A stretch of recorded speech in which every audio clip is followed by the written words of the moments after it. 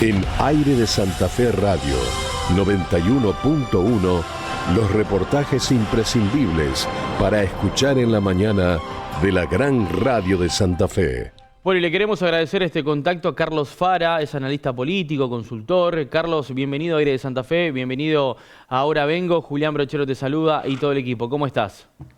¿Qué tal? ¿Cómo están? Buen día. Bueno, un gustazo, Carlos. Este contacto obviamente tiene mucho que ver por lo que pasó el fin de semana con Javier Milei, el presidente de la Nación en Brasil, apoyando obviamente la campaña electoral del hijo de Jair Bolsonaro, de Flavio Bolsonaro, y sus dichos a Lula que la verdad han tenido una gran repercusión. Estos dichos hacia Lula, ¿pueden generar que se rompa una relación ante un socio económico como es Brasil tan importante? ¿Puede haber ahí una situación muy tensa que perjudique esta relación con Brasil directamente? No lo creo. Lo que obviamente, digamos, el gobierno de Brasil está haciendo es vamos a decir, los procedimientos diplomáticos habituales, ¿no? Es decir, pedir explicaciones al embajador argentino en Brasilia, llamar a consulta a su propio embajador en Buenos Aires, digamos, son las como alertas, ¿no? Digamos, como una especie de luz amarilla.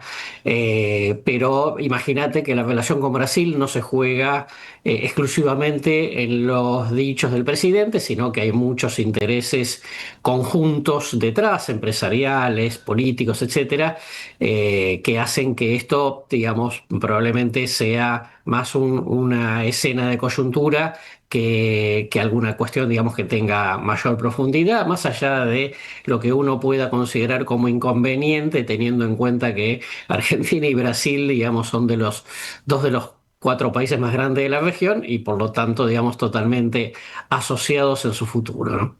Sí, Carlos, buen día, Alejandra te saluda. Vos sabés que recién estaba viendo declaraciones de Mauro Vieira, el canciller de Brasil, que dice que fue una provocación sin precedentes en más de 200 años de relaciones bilaterales. Da la sensación de que ha calado profundo, por lo menos en el gobierno de Lula, ¿no? No, totalmente. Primero no podían no reaccionar, digamos, teniendo en cuenta, digo, un insulto no modifica el fondo, pero la forma obviamente es importante y no te puedes quedar callado. Ni frente al mundo, digamos, en términos de al presidente de un país importante no se le puede decir cualquier cosa. Luego, respecto, digamos, de su propio fuerza política, ¿no? Desde Ujú. ya. Y su propio electorado, ¿no?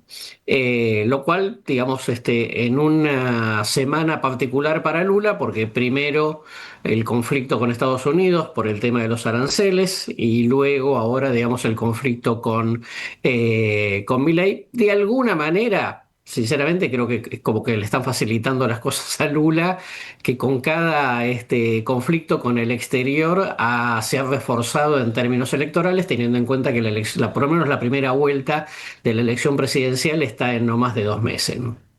Ujú.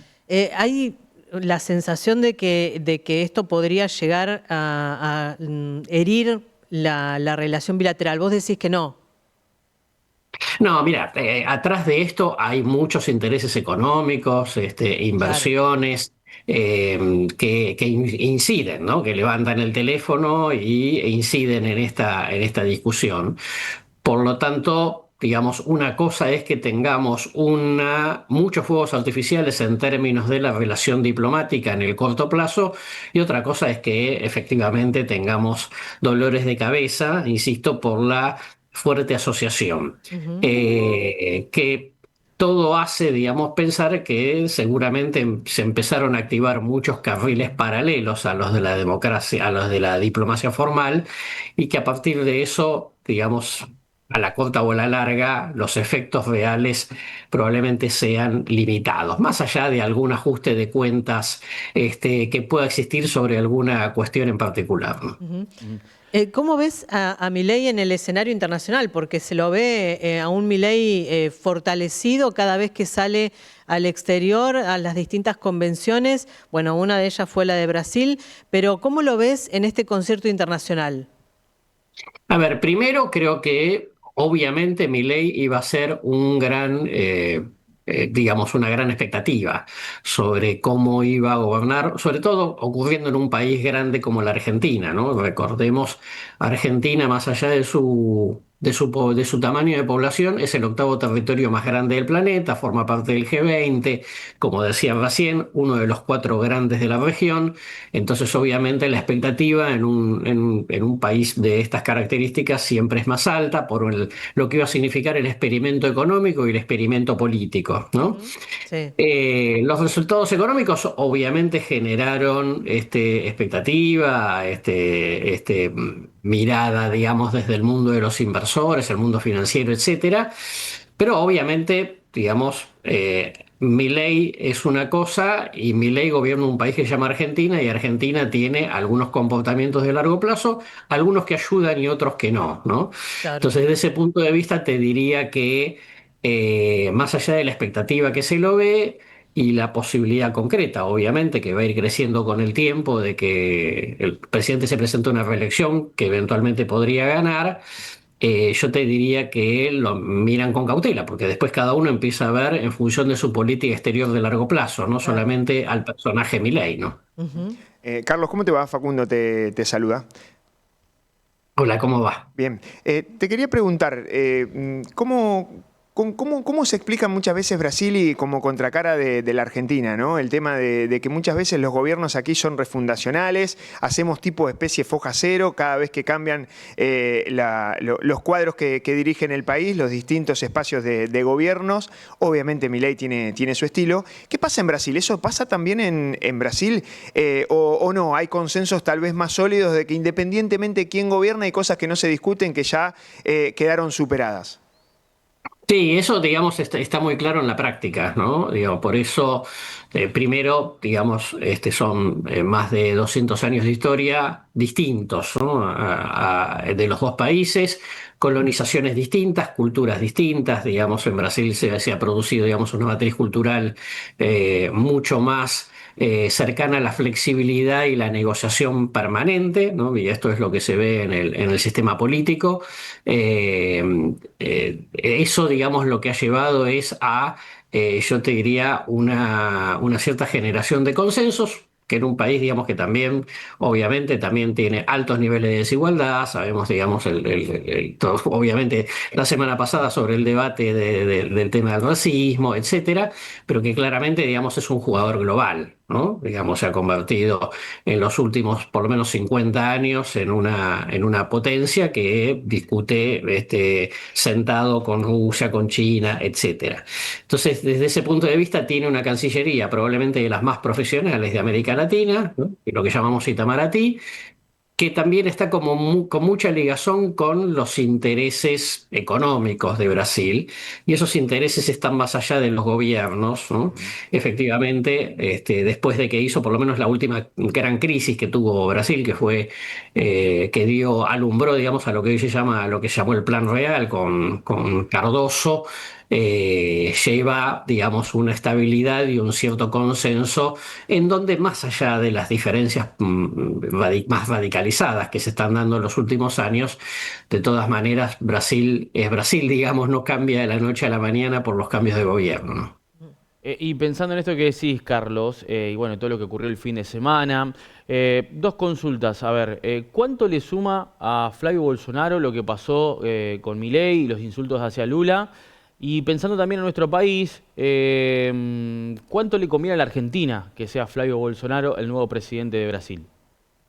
Respecto a lo primero, te diría que no da la impresión, digamos, de que le estén ayudando los conflictos que se le generan a Brasil y que por lo tanto, digamos, despiertan reacción nacionalista, ¿no? Digamos, buena parte de los puntos a favor que tiene Lula tiene que ver en su confrontación con Trump, un Trump que sabemos que fuera de Estados Unidos tiene muy mala imagen, en América Latina particularmente, y que por lo tanto yo te diría que esto no lo favorece, digo, más allá de que Milei es una figura llamativa y es una figura, digamos, que ha tenido éxitos económicos, digo, eso en Brasil es como más relativo, para un escenario político en donde la derecha va más fragmentada, ¿m?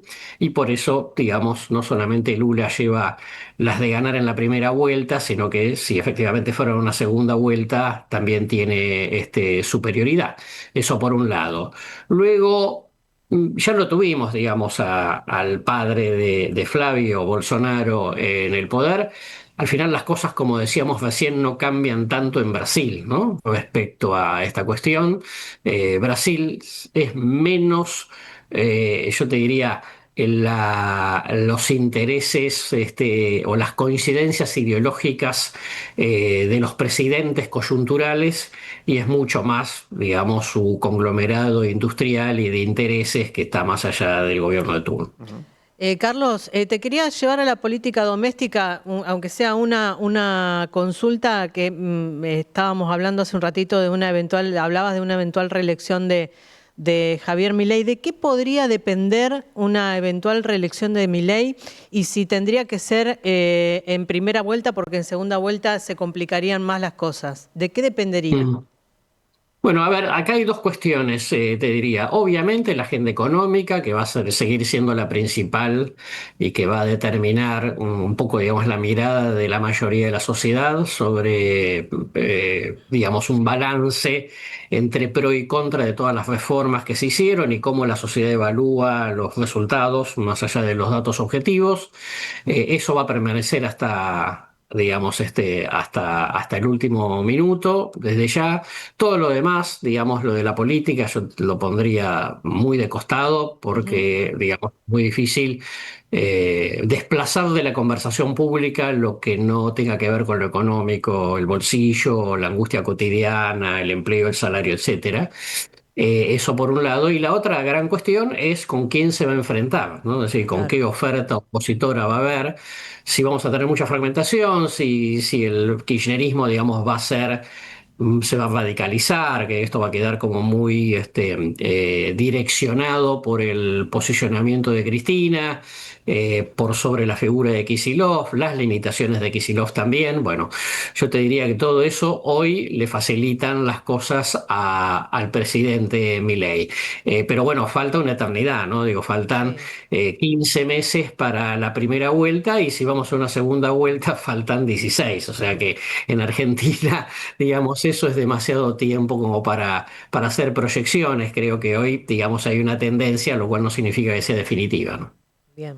Bueno, Carlos, te mandamos un abrazo, gracias por este contacto. Aquellos argentinos que tenían pensado vacacionar en Brasil el próximo verano, tranquilamente podemos ir, no pasa nada.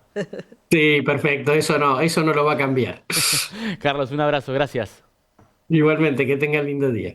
Bueno, Carlos Fara, analista político, consultor también, hablando un poco de lo que pasó el fin de semana, principalmente el sábado, con los insultos de Milei hacia Lula, y bueno, dejó bien en claro de que no se va a romper la relación con Brasil, a pesar de los dichos y toda esta campaña electoral presidencial de Brasil, que será el próximo octubre, ¿no? Sí, pensemos, Juli, si lo llevamos al ámbito económico, sin lugar a dudas, Brasil es determinante, es el principal socio comercial de la Argentina.